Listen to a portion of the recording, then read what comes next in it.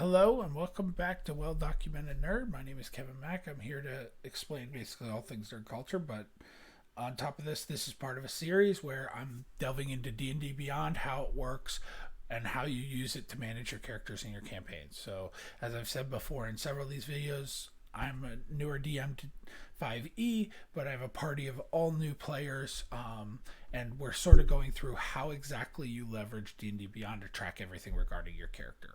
So with that, let's dive in a little further. Today's discussions are about conditions and HP. So, as I mentioned before in D&D Beyond, what you're going to see here was our ability scores, here was skills, here was our saving throws. We talked about features and traits. We also talked about sort of proficiencies a little bit, although there will be more discussions about these later.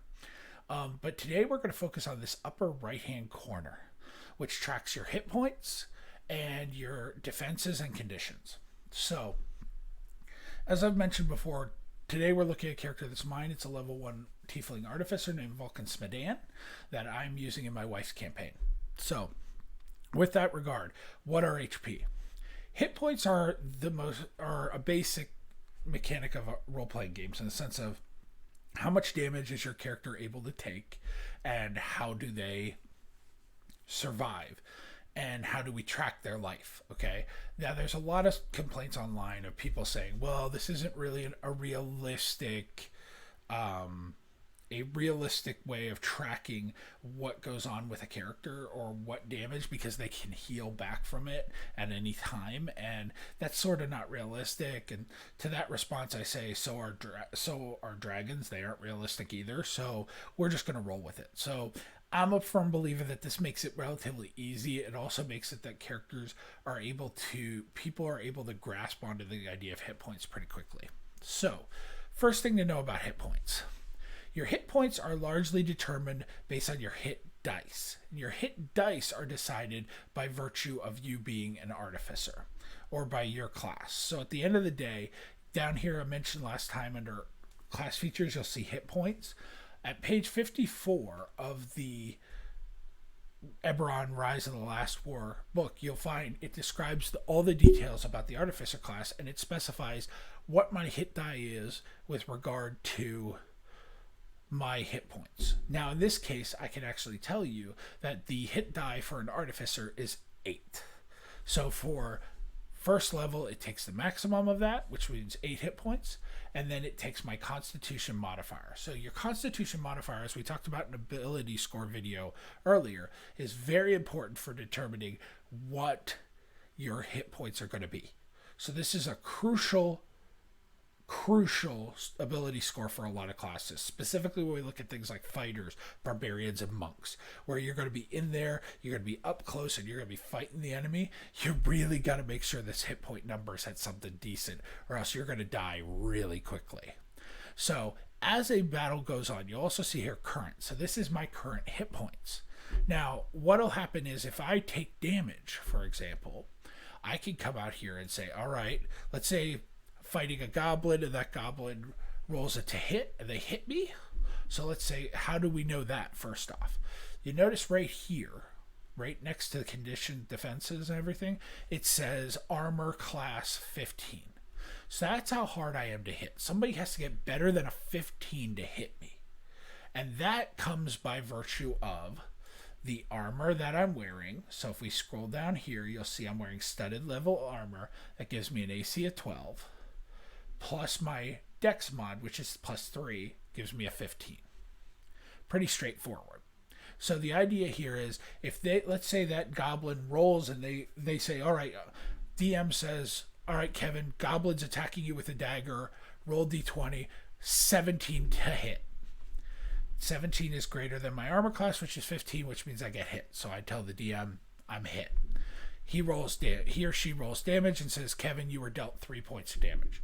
What I can do is this text box right here, I plug in a 3 and I say damage, and it will automatically take down my hit points by 3. My character is now injured. Now, key element to note here. This will continue until my character hits 0. Once I hit 0, my character is not dead. That's where death saves happen. And death saves are basically a process by where I have to roll a d20 and see if I get better than 10 or less than 10. If I get better than 10, that's a pass. I need 3 passes to survive. Or below 10 is 10 or below is a fail, and I get a failure. If I get 3 failures, I die. If I roll a natural 20, I get 2 passes automatically. If I roll a natural 1, I get 2 failures automatically. Okay? Now let's say after I got hit, one of my colleagues, a cleric, casts Cure Minor Wounds and rolls the dice and says, Kevin, you got 4 hit points back. I can plug a 4 in here and say heal. Notice I didn't screw up my math here. It will never go above the max, but that's what'll happen. I heal back. Now, temporary hit points. There are certain spells that will say, hey, you gain 5 temporary hit points. In this scenario, anytime I deal damage, it should take from the temps before it takes from the current. So if I said, all right, 6, notice it only took 1 damage, but it took away all my temps. So the idea is that temporary hit points get absorbed first, but at the end of combat, these all go away. So there are certain spells, you only use the temporary hit point option if it specifically calls it out in the spell or artifact or ability. Now, next comment down here is defenses and conditions.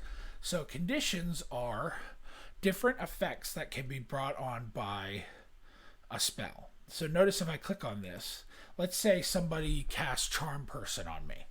I can click on this. A charmed creature cannot attack the charmer or target the charmer with a harmful effect or ability. Charmer has advantage on ability checks that interact socially. So if I check this, you'll notice that it then shows charmed down here for condition. Now what that means is, let's say if they roll a persuasion, somebody charms me, and then so now I think of that person as a friend, and if they try to persuade me to do something, odds are I'm going to do it, because they're going to roll advantage and they're going to have advantage on that. So they're going to roll 2d20, take the higher, and put their persuasion mod on it. Excuse me. So, and then whenever it comes off, I can take it off. But this shows all the different conditions you can have and what they mean. Like poison means I get disadvantage on attacks, rolls, and ability checks. Excuse me. So, with regard to that, that is how we manage active conditions. Now, defenses. This shows that I have a resistance to fire. What that means, and see, I get it by virtue of being a tiefling.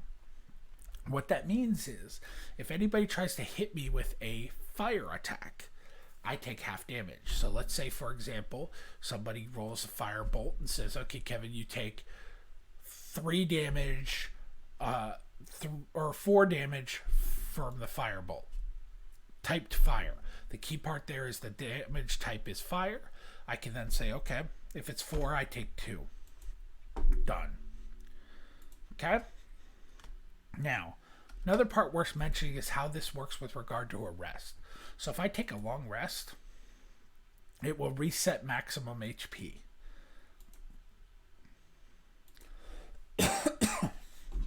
So as you can see here, my hit points went right back to what they were supposed to be. So that is a high level hit points, conditions, defenses, and armor class. I hope that you found this helpful, and die rolls always come up in your favor. Thanks for watching. Bye.